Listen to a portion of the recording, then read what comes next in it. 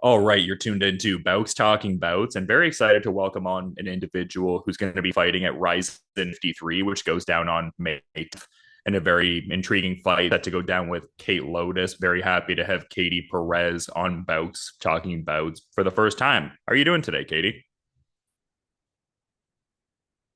I'm doing great. Thank you for asking. How are you? Yeah, no, I'm doing well. I imagine this must be a cool moment for you and everything like that, just like considering the magnitude of a platform Ryzen is and, facing a person who has a certain level of cash in them. I would think you would be quite excited about this opportunity coming up in the next 2 weeks ish or so as of this recording.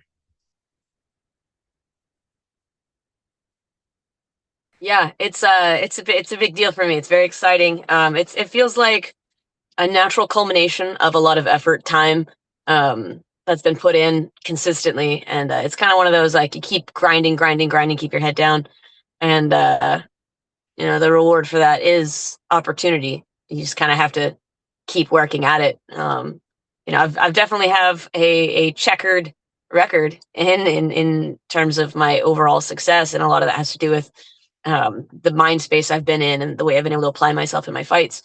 But I do believe that the quality of training I have, my skill level, this is exactly where I'm supposed to be, and this is just the next step on my journey. It's not like a finishing point; it's like the next step for the next chapter. So I'm very excited.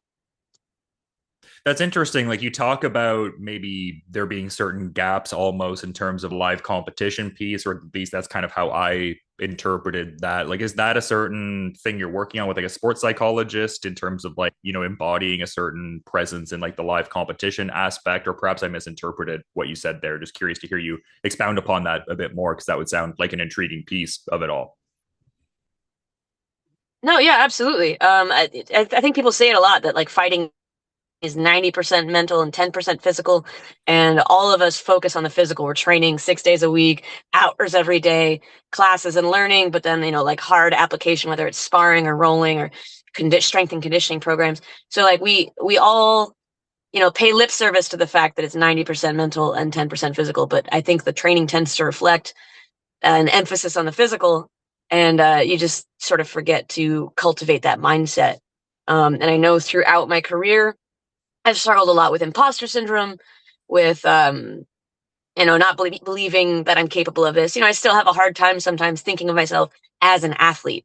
Like I'll be like, I'm an athletic person.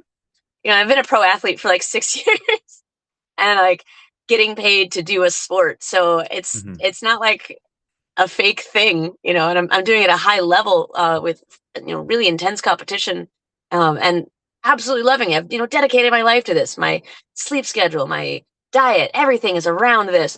But I still sometimes have a hard time kind of clicking the gears on I am a professional athlete. I am an MMA fighter. These things, uh, the labels have a hard time like gelling with the identity of the Mm-hmm. person, I think, for me anyway. And a lot of that has to do with self-worth issues, kind of like where I came from when I started fighting.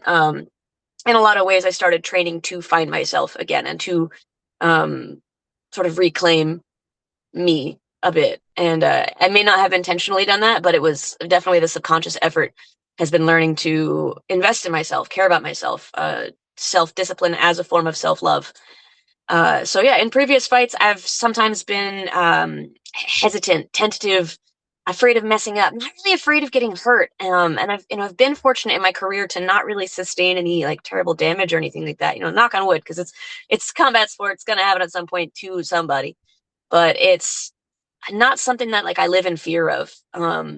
It's definitely like a fear of messing up, of making a stupid mistake, of embarrassing my coach, my team, of putting on a performance that's like, oh my gosh, And I've done performances like that. I've guaranteed those performances by being afraid of them, and that's something I've been grappling with really intensely, not just for this, fight camp, but like life in general over the last few years. And like I said, seeking out a sports psychologist is a great effort. I actually just do a lot of one-on-one time with my coach. Like, I do private sessions with him, and like one of those per week minimum is an hour of just like talking through stuff. Stuff that's on my mind, stuff that's like preying on me. And it's like the questions you can't ask during training because the why doesn't matter when it's time to work. but the why does matter when you're trying to like chip away at the nonsense in your head. So we do have dedicated time set aside for that, and I'm doing a lot of reading and a lot of reflection, journaling, work on myself in a very active sense, to overcome and functionally embrace those aspects of myself that I've shied away from, so that I can use the correct things at the correct times. Like there's a time to be ego driven, and it's in the cage, and there's a time to be egoless, and that's training and learning. In training, you don't need to be worried about looking stupid, because you should be trying new things. You should be outside of your comfort zone, so that by the time you get to the cage, you're in your comfort zone. You're in your element. I'm used to being uncomfortable. I'm used to being tired. I'm used to being in a constant state of extreme struggle. So this is just home. So that's what I've been working on. That's what I'm excited to uh, uh, embrace and really showcase for this fight, because the stakes have never been higher. I guess is that a similar like mind you would have with some of your other endeavors, like being a musician, writer, painter, etc., or maybe not so much the same mentality. So it's not like attached to like income as such. Like you mentioned the I guess dynamic of not wanting to like embarrass your team and that kind of having a certain level of placement in your mind during all of those processes. Is some of the other outside art endeavors in a similar pocket, or maybe not so much because it's more like an autonomous, I guess, like sovereign endeavor, for lack of a better way to phrase it? That's actually a really cool way to put it. I think it definitely falls into a category all its own for me, and I think that just is the application.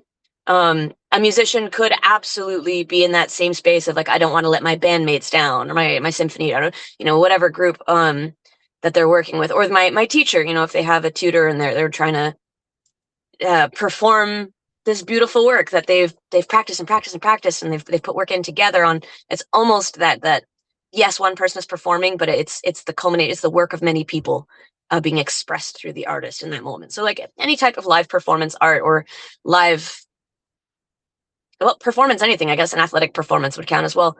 And definitely, theatrical performance, anything like that. It's absolutely, you could be in that space. It's not that for me, because those artistic endeavors have very much taken a hobby space in my life. There was a time when I was performing violin and fiddle, whether it was for weddings, or like live in bars for fun, or when I was in the orchestra of the symphony. Like those times, yes, there would have been an element of that, kind of that holding back, because I'm afraid of messing up. I'd rather play safe than like play excellent. Mm-hmm. I think that showed up more in things like auditions, um because there's something about gelling with a group, because it's not a solo performance, that it's a little bit different. I don't know, it's you're catching the wave of the group, rather than relying solely on yourself. um Painting, nah, because for me it's 100% controlled. I can just not post something. I can just keep it to myself, be like, that was awful, it's not going on the wall. I'm just gonna paint over it and start over. And that's, I do that a fair amount. I'm trying to get better about that and be more honest. Like posting things that are in progress, or I'm not proud of, or I'm like, I'm gonna go back and rework this, but my technical skill isn't there yet. Like I took on too ambitious of a project here. So I'm trying to be more honest about those things where I feel less perfect. Um, but it is, yeah, that's because I have more control over that. Like I don't do any live painting sessions. I just curate, what I do or don't make available for people to see. Um, so I think that kind of layer of control takes that element out of it. But yeah, anything that's live and at a high level, uh, is absolutely capable of feeling that way.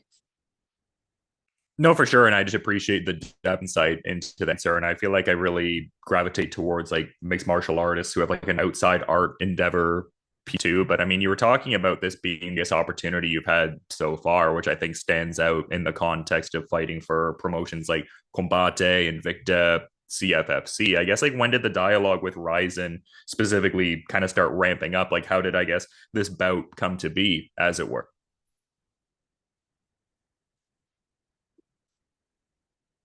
Well, it's kind of funny. And then you mentioned those things. I have been given these amazing opportunities in the past. And every single time I kind of like built the pressure and built the pressure and built the pressure. Like, this is it. This is my chance.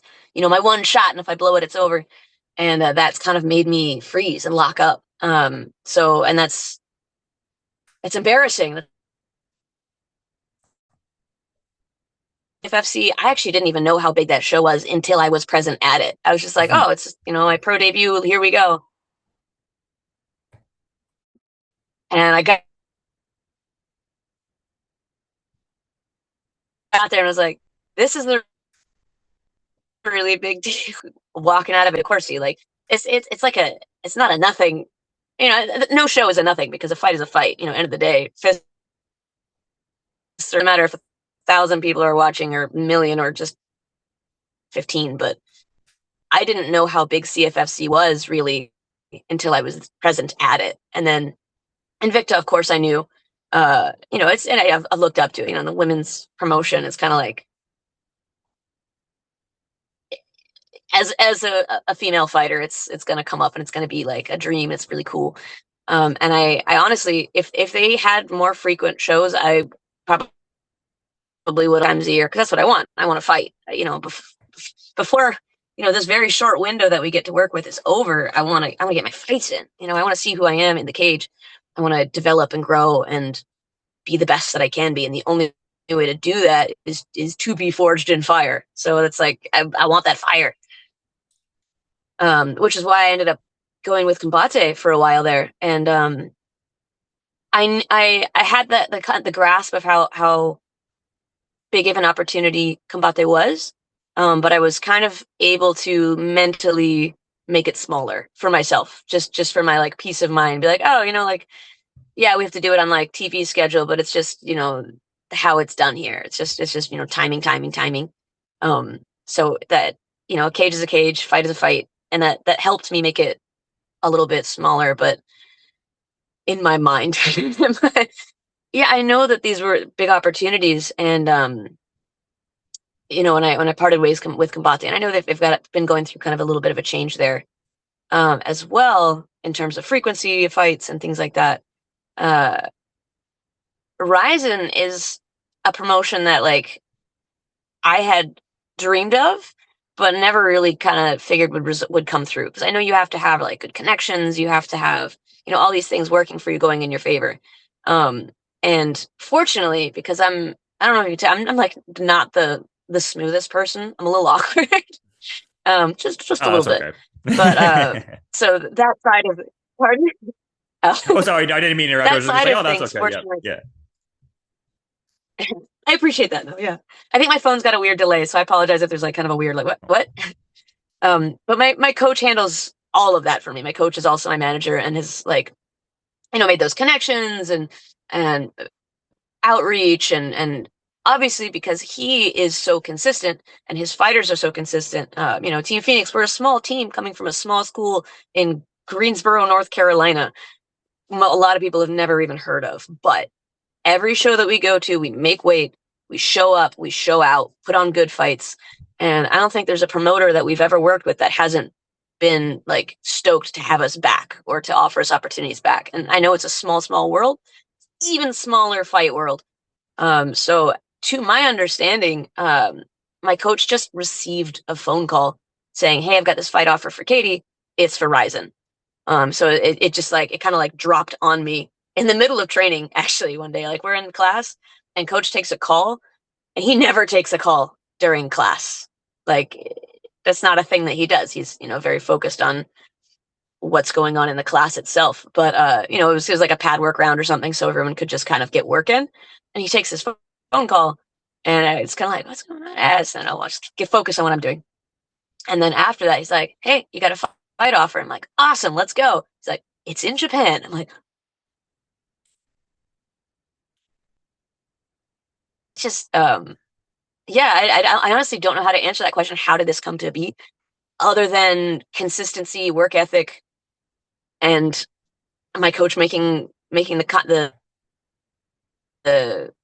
connections, having the conversations, so that someone thought of me when the opportunity arose and was like, yeah, this will be a good match, this will be a good matchup. So yeah. And I'm curious because I saw you'd had a post talking about how you were feeling more than ever by virtue of being armed with certain wisdom from Mario Sperry. That name definitely stands out for me as someone who's watched MMA for, I guess, a decent bit now and remembers him from several memorable pride fights from back in the day. And I guess bring that up to the idea that they also, or he also rather, fought that same rule set that Rizin utilized today, what a lot of MMA nerds of my persuasion call the superior rule set. So I guess has there been any work with Mario Sperry in terms of like certain training sequences or considerations for preparing to fight under a rule set that allows for soccer kicks, face stomps, etc.? So, so uh, was teaching a seminar at the Ginsburg Academy in Boston, and actually I think it's this sleeve. The Ginsburg Academy is the school under which my coach and our school is affiliated. So it's Institute of Human Combat, Ginsburg Academy under Professor Dave, and then Master Mario. So it's this like really nice tight lineage that we have. And anytime he has a seminar up there, we usually try to make the trip up. And my coach will bring a handful of students. We all pile into a van, load up, drive for 12 hours, do the seminar, and then drive back same weekend. It's crazy. But it's a very intense weekend. And we were very, very fortunate to get to spend so much time with Master Mario, with Mario Sperry. Within the seminar itself, in the time, we show up a little late, we stay a little late. It's kind of you're on that Brazilian time, but and it was very intensive. And selfishly, I was really glad because there was some kind of jujitsu tournament thing going on. I don't know if it was a Naga or something, but a lot of people who would normally have been there were unable to come because they were attending that, which meant that there was just a small handful of us with Mario Sperry for hours, and so just asking questions, spending time. And then after one of the seminar sessions, we went out to eat dinner together, and we spent that time. And I just got to sit right across from him at the table, and we pick his brain about what it's like traveling to Japan, what things to look out for, how to deal with the jet lag, how to, so I got to just, sit with this legend. Among a table of legends, there were like, I think 14 black belts at this seminar, which, just a casual average day at Professor Dave's, I guess. But, absolute legends of the sport. And, among them, my coach, Mm-hmm. it's an honor to be such part of such a tight discipline and to have these personal connections. And it's something that I think a lot of fighters can really lose sight of. You get excited to name drop or to like work with somebody who's got that kind of that shimmer on their name because of what they've done in the sport. But for me personally, like my coach is so tightly woven into all of this, and I have access to him every day. That as special as this was and amazing as it was, and as appreciative of the opportunity that I am, I'm not gonna say like, oh yeah, I got the secrets from Mario Sperry. I got to spend time with him and with Professor Dave, and like these are our heroes that I have. So it's amazing. But like my coach is like right up there in that kind of echelon of fighters and of people who have been in the sport. So I'm sorry, I'm kind of rambling, but like No, um no. I did get to pick their brains, and I did get to spend time with them, and I got to roll with Professor Dave, and that means I got destroyed by Professor Dave, but like so nicely, so politely. So I got to see like holes in my game expressed in different ways because these people don't roll with me every day or see my the way I work every day. And Professor John Doomsday Howard. It's just like the quality of people within this super tight family of jujitsu is phenomenal. And yes, it was a jujitsu seminar, but we do a lot of MMA stuff too, and a lot the like Master Mario, like Professor Doom. We've are heavily involved in MMA, so it's just a really cool opportunity, and just cool perspectives as well. Like we're sitting at dinner, and he's going through his phone, sharing pictures with me. I'm like, this is from like Pride days. This is so cool. Like just in like pictures of UFC legends before they were legends. Back when they were like pimply kids, kind of just very very cool. Um, and to be one of the fighters that he's talked to, and he's talked to so many people who have gone on to do great things. It's just kind of like I'm in pretty phenomenal company. And even if I have lucked my way in here, like that kind of imposter syndrome still talking, even if I'm here by mistake, I'm here. And I want to embrace that and be a part of that. Well, allow myself to be a part of it because I already am. So that's where I'm at with that. And that was the what I wanted to express with that post. Like I got to spend hours with absolute legends and just really rich training time. So very cool. Very cool way to kick off the last like week of hard training. Yeah, no, for sure. Very cool way to enter the organization as well. Like I said, I mean, one of the bigger kind of stars in the promotion, like in terms of generating that interest, but also like one of the higher up atomweight contenders. While this is a catchweight bout, something still cool about the fact that it's one of the more talent rich atomweight divisions in the world. And to that point, I saw you kind of had a post more so touting Combate in the context of when you were fighting for them. But I feel like Rizin really carries that flag for those atomweight fighters. So even though it's like a catchweight affair, definitely give you some upward mobility in that, super atomweight ranks, especially because, Saika Izawa has recently vacated title. So it seems like a lot of interesting moving parts going on here. And if you get your ideal outcome, could vault you to some cool things, I would think. Yeah, absolutely. And that's definitely kind of where we're at with this is I on the prize. The only day that matters to me, the only day that exists is May 10th. If I shine the way I intend to shine on May 10th, yeah, like I am an atom weight. So, making a 108 is even easier than 105, and then, which has always been an easy cut for me. So it's not like I'm overly concerned about it. But yeah, no, that would be the dream, would be to get frequent fights with Rizin I mean, I'm okay with the 51 kilograms, but like I would be delighted to fight in the super atom weight. And like you said, pieces are moving. That is a tapestry I would love to be a part of weaving for sure. No, it's just very exciting stuff, and this is a very intriguing matchup. Like I feel like because I talked to Kate Lotus recently as well, and she acknowledges the proficiency with submissions you have. I feel like I mean this is obviously like generalized, like people watching from a didn't sort of break down, but like Lotus is striking, and then I guess the burgeoning like anti grappling kind of piece. Like, how do you see the story of this fight playing out? Like, you talk about wanting to get your specific ideal outcome, like not necessarily verbatim that wording, but I would think that based on your track record, that would look like a submission finish. Is that kind of the story we see unfurling here later on in May?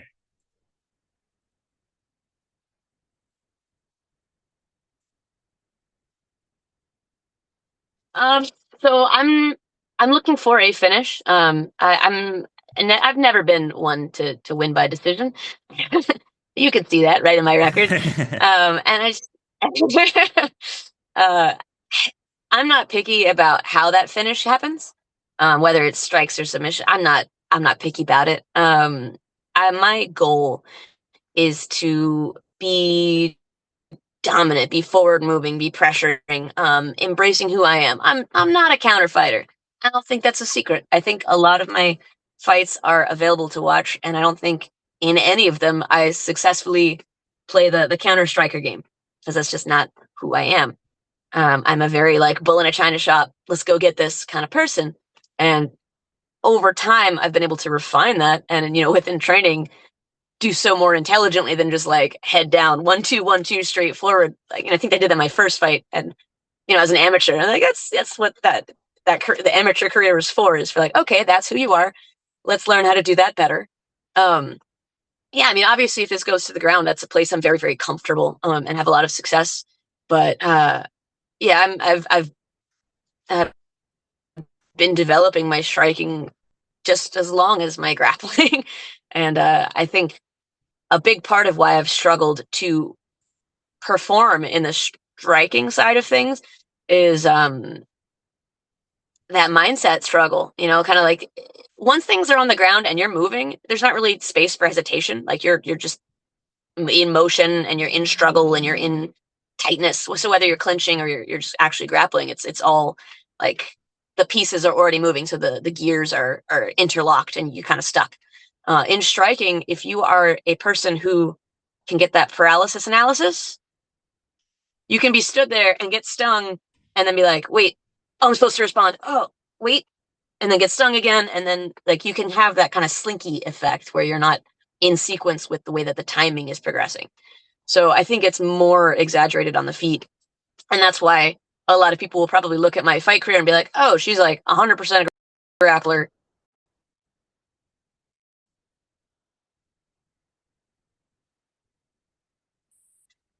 And occasionally not true. I think of myself as an MMA fighter. Too is MMA oriented. My striking is MMA blend of the martial arts, the mixing of the martial arts. But yeah, the way that looks for me is a lot of forward pressure, a lot of put on the gas type fighting, which, I think most people tend to like watching anyway. So, hopefully it'll be a nice, exciting fight for everybody. I know that the Japanese fans are some of the best in the world with the way they respect what the coaches are doing and what the fighters are doing and like the appreciation for the art of what's happening in the cage. Like, yeah, okay, there's the violence of it, but the violence is beautiful. And that's what I want to embody here is the beautiful violence. So that's May 10th. That's what to look for. That's what my ideal scenario is just some beautiful violence. My goal is to go out there and make myself proud, to leave everything in the cage. Whatever happens, a meteor could strike and the fight is over and like nobody knows what happens. Or when I'm in there, win, lose, draw, anything, whatever happens, I want to bring my best. I'm going to bring my best self to that cage and I'm going to leave it all on the canvas and we'll see what happens. Yeah, and I was kind of mentioning it before. You leave it leave it on the canvas rather in a different way with the artwork. And I thought it was cool. Some of the recent works you've done with Yuri Prohaska and Marab Tavalishvili. And I wasn't even really intending to ask this in the early goings of my research, but the thought kind of popped up just because I feel like it's a bit of a topical thing now with people articulating some, I would say, impassioned thoughts on the UFC using generative AI to promote some of their cards and the promo packages and just general hype material. Do you have any particular thoughts as an artist yourself and a fighter who's competing on very high level stages and also engaging in the physical tactile art piece? Do you have any thoughts on the UFC using generative AI in those kind of contests and everything like that? I do. They're a little bit complicated. I think everyone's got some like kind of tangled up feelings about AI. I think AI, like everything else related to technological advancement, is a tool. Just like a graphing calculator is a tool, a cell phone is a tool, Google is a tool. Like we have these tools available to us, and we can use them to kind of take out the busy work aspect of things. Which I guess could arguably increase some productivity.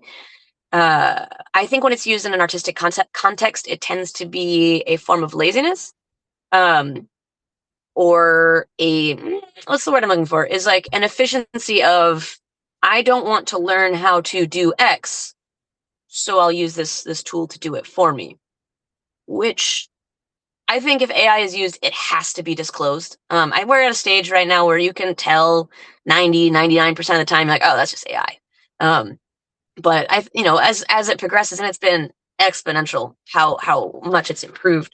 So I think for like moral reasons, it should be disclosed. It should be like a stamp right on there, no matter what it is. A video, videos are weird. Like AI videos creep me out.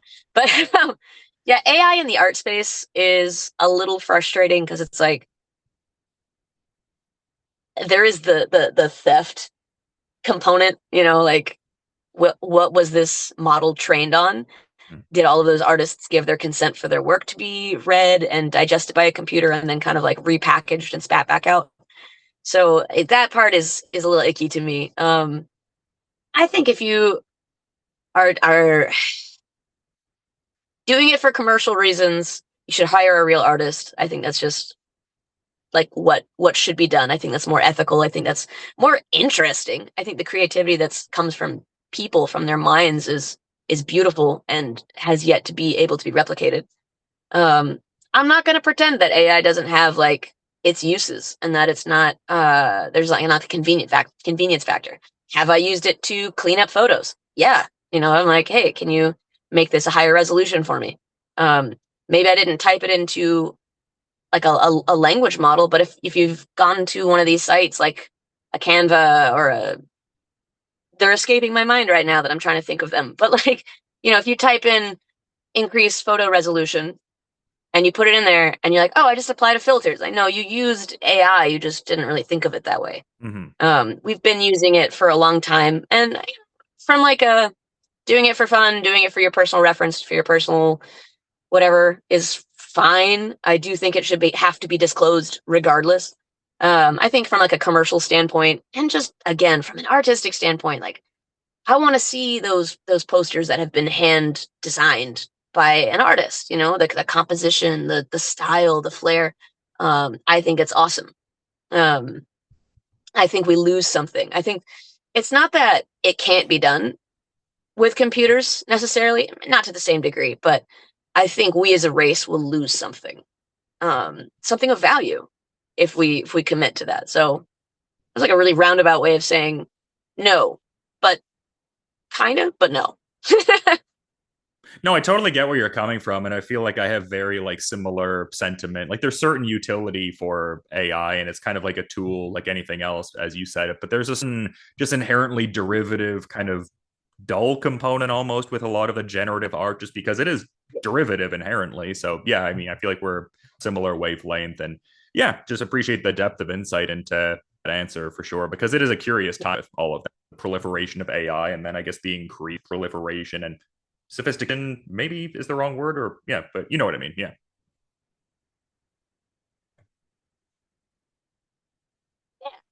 Yeah. So if I made a funny face, my phone did like that lock freeze thing. So I kind of lost like a third of some of the words, like proliferation. I'm like, okay, Yeah, I yeah. said proliferation. So if I'm making funny Yeah. faces, I'm just trying to like fill in the blanks.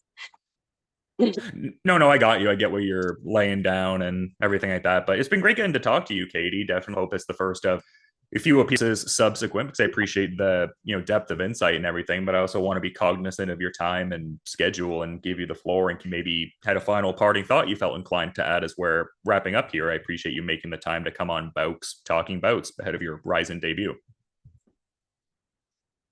Thank you. Yeah, I genuinely appreciate that. I really do. I do also. I should probably go back to work. But, Yeah. yeah, no. One, thank you for having me. I owe thanks to a lot of people. I try to say something to this effect at every opportunity that I get. It's any kind of platform.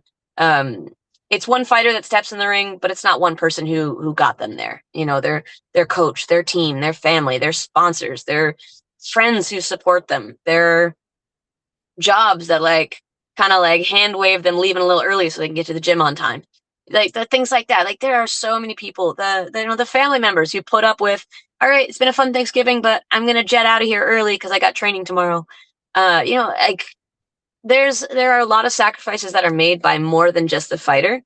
And I think that gets lost along the way. And the fighter, at least me, I'm sure this is a fairly universal experience, but I'm not going to speak for anybody else. I know that my self-belief is not a constant. It's a variable throughout training. And I should always be my highest like cheerleader. I should always be the one who believes in me the most. But as a human being, I fail in that sometimes. And I am fortunate to have people, very specifically my coach, as well as my teammates, who believe in me and won't let me let myself down. They'll fight me to fight for myself and my own success. And I'd be like, how dare you put in this like 80% effort today? You will not. You will not quit on yourself in this way. So like, yeah, there's quitting where you like, I'm done, and you leave the gym and you walk out. And then there's like little quitting, soft quitting, where you show up and you go through the motions and you sweat and you are exhausted and you're tired, but you're not like doing what you need to do to be a champion. You're not doing what you need to do to make yourself proud. And having people in your life who will call you out is everything. You shouldn't need to be called out, but you will at some point, because the mind is not a perfect fortress, and we have chinks in the armor. We do break, but it's about learning to not wallow in those moments and not let them take over, not let them just turn into canyons. It's like, ah, you tripped, get back up. That's what fighters do. You fall, you get back up. That is like, if you had to describe it to one person, who is a fighter, is someone who falls and gets back up every time. So I'm very fortunate to have people in my life who are that for me, and so I have to thank them. Um, uh, Other than, I mean, as well as my sponsors, I'm going to rattle them off real quick because they're awesome and I appreciate them and they're fantastic. Wings Air Support, where I also work, and when I said that earlier about leaving early or being like, hey, I got to go get blood work done without warning, and it might take all day. Sorry, bye. They're amazing in so many ways for that. They're just very, very understanding. Um, Summerfield Family Chiropractic put me back together. Super necessary. And I think chiropractic care is really kind of slept on, honestly, in terms of athletic performance, but also just like quality of life. You know, people have little aches and stuff like, oh, this is like pinched and my hand is numb or my this or that. And I'm like, go to a chiropractor, Mm-hmm. please. Regular chiropractic adjustment, please. Get a good one, Mm-hmm. but go. Same thing, my massage therapist, Alexa at Amo Massage, same thing. Like, quality of life goes up when you go to a massage therapist. Please love yourself enough to go to one. And if you're in Greensboro, go to Alexa. And yeah, I guess if you want to follow my fighting journey, my like kind of art stuff, my socials are, I've got Instagram is Katie Makina Assassina Perez. My Twitter handle or X is K Makina Assassina, and then Facebook is Katie Makina Assassina Perez. So yeah, if you're interested in those things, one day I might look to sell those paintings. I'm working on a website called Canvas and Cage because very creative. But that's if you like those kinds of things, that's where they'll be. If you're ever like, hey, I want that Max Holloway painting, I just sell the originals. I don't make prints. So yeah, if you want it, let me know. No, very exciting times. And I mean, with May 10th being the date of the fight and everything, could be exciting if you get your ideal outcome. Could be an early birthday gift in a sense with May 24th. I mean, a earned gift, but I mean, just a fun month all the same in that kind of spirit. So yeah, super excited for this Kate Lotus fight. Seems like a big month overall for you. And yeah, I'll be tuned into Rizin 53. Super excited for it. But until then, thank you so much for the time and have a great rest of your day, Katie. Thank you. You as well. I appreciate you.